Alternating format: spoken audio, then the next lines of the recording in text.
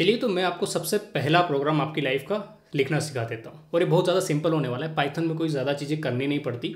आप जस्ट जो आपका पाइचम था वो ओपन कीजिए, आपको जो main.py था वो ओपन कीजिए, उसमें सारी चीज़ें डिलीट कर दीजिए। बस आपको लिखना है प्रिंट, फिर पैरेंथेसिस, फिर लिखना है स्मार्ट ट्रेडर्स हब। मतलब इतना ही लिख दिया तो आपका काम हो गया। फिर आपको यहाँ पर ये जो बटन दिख रहा है इसको क्लिक करना है और ये देखो प्रिंट हो गया स्मार्ट ट्रेडर्स हब। मतलब आपने अपनी लाइफ का पहला प्रोग्राम लिख लिया। कितना सिंपल है ना प्रोग्रामिंग। आप तो यूँ डर रहे थे। ऐसे सिंपल में आप डेटा फेच करना भी सीख जाएंगे, वो भी मैं आपको सिखा देता हूँ। आप सभी लोग बहुत सारी एप्लीकेशन यूज़ करते हैं अपने मोबाइल फ़ोन में, करेक्ट? तो क्या वो शुरू से इंस्टॉल होकर आती है? नहीं ना। ऐसे ही जब आप कोई प्रोग्राम इंस्टॉल करते हैं, जैसे पाइचाम इंस्टॉल किया, तो इसके साथ बहुत सारे मॉड्यूल इंस्टॉल होकर नहीं आए हैं। मॉड्यूल का मतलब ये है कि कुछ पीस ऑफ कोड जो किसी ने लिख रखा है। क्यों इंस्टॉल करके देंगे? बहुत सारा कोड है ना, इसमें तुम्हारी मेमोरी भर जाएगी। तो क्या किया है, हम एक काईटेप करके कोड मैंने जो लिखा है वो यहाँ पर, ये फाइल मैं आपको टेलीग्राम पे दे दूंगा। तो हमने क्या किया, उसको इंपोर्ट कर लिया। मतलब यहाँ पर हमने इस फोल्डर में उसको पेस्ट कर दिया। फिर हमने लिखा इंस्टॉल कर दिया। यूँ समझ लो कि आप जैसे मोबाइल में इंस्टॉल करते हैं वैसे इस पर्टिकुलर फोल्डर के लिए हमने इसको इंस्टॉल किया है। कहीं भी नहीं यूज़ कर सकते, इस पर्टिकुलर फोल्डर में ही इसका हम रेफरेंस देके यूज़ कर सकते हैं। तो हमने इसको इंपोर्ट कर लिया। इंपोर्ट काईटेप एज ए केटी। मैंने बोला है कि जब मैं केटी लिखूंगा वो रेफरेंस होगा इस काईटेप प्रोग्राम को। फिर मैंने क्या किया, ये ENC टोकन। अभी ENC टोकन होता क्या मैं आपको बताता हूँ। सबसे पहले आपको अपने ज़ीरोधा अकाउंट में लॉगिन करना है। उसके बाद आपको ये जो कुकीज़ वाला आपने डाउनलोड किया ना, इसके ऊपर आप क्लिक करिएगा। जैसे आप क्लिक करेंगे आपको ड्रॉप डाउन में कुछ खुलेगा जिसमें आपको ENC टोकन भी दिख जाएगा। और एक चीज़ ध्यान रखिए, पूरा एज इट इज़ अपने को सोचना नहीं है, अपने को एक थॉट प्रोसेस बनानी है कि ये क्या डाउनलोड कर रहे हैं, उसका सिमिलर क्या प्रोग्राम हो सकता है क्या। तो पॉसिबिलिटीज़ लेके चलनी है, क्योंकि मैं सबको हैंड आउट लेके नहीं चल सकता। थोड़ा बहुत आपको दिमाग लगाना ही पड़ेगा। कहीं पर आप अटकते तो आप कमेंट सेक्शन बता सकते हैं, मैं आपको गाइड कर दूंगा।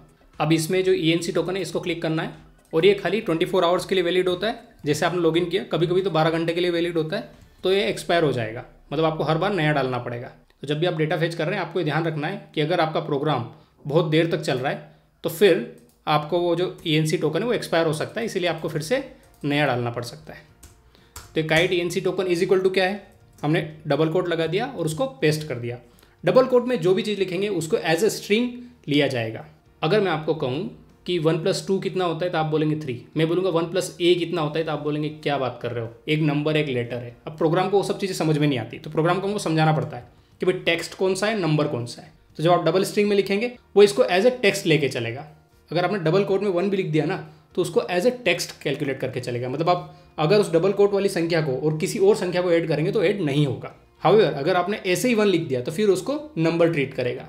तो हम लोग पहले इसको बता रहे हैं कि ये एज अ टेक्स्ट लेना है इसको।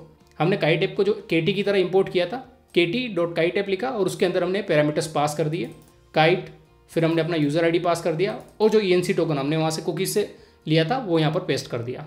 अब मैं आपको यहाँ बता देता हूँ, ये जो हिस्टोरिकल डेटा काइट.हिस्टोरिकल है, इसके अंदर हमको बेसिकली 4 चीज़ें चाहिए होती हैं और उसके बाद आप हिस्टोरिकल डेटा ले सकते हैं। सबसे पहले होता है इंस्ट्रूमेंट टोकन, जो मैंने यहाँ पर डाल दिया। ये निफ्टी का लिया है मैंने, आप कोई भी ले सकते हैं। और फ्यूचर में आपको बता भी देता हूँ कहाँ से इसको लेना है और कैसे आप इसको ऑटोमेट भी कर सकते हैं। फिर हम देखेंगे कि फ्रॉम डेट हम चाहते हैं कि 1 नवंबर से लेकर 30 नवंबर तक का हम लोग डेटा निकाल के देखिए, वो भी 1 मिनट इंटरवल का। तो ये हमने लिख दिया है फ्रॉम डेट और ये हमने लिख दिया है टू डेट और हमने इंटरवल डाला है मिनट। तो अगर हम इसको चलाएंगे इस प्रोग्राम को तो यहाँ पर सारा डेटा प्रिंट होना चाहिए, जो भी हिस्टोरिकल डेटा है।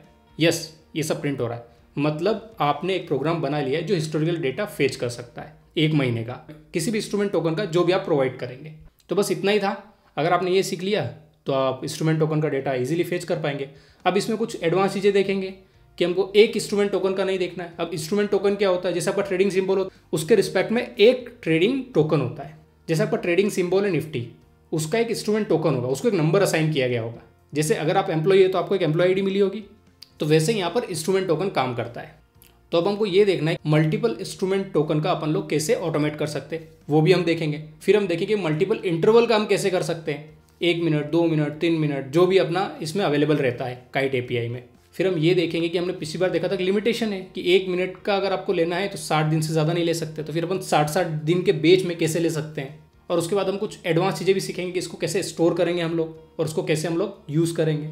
अभी तो हमने खाली प्रिंट करके देखा है, हम चाहे तो इसको CSV में भी ले सकते हैं, हम चाहे तो इसको SQL में भी ले सकते हैं। वो सब चीज़ें हम लोग आगे सीखेंगे, उसकी वरी करने का बिल्कुल ज़रूरत नहीं है। आप सीख गए कि आपको कैसे हिस्टोरिकल डेटा फेच करना है, वो भी 1 रुपया दिए बिना किसी को। तो आगे की जर्नी भी इतनी सिंपल होने वाली है। Thank you guys for watching this video. If you found this video helpful then hit the like button and consider subscribing to my channel.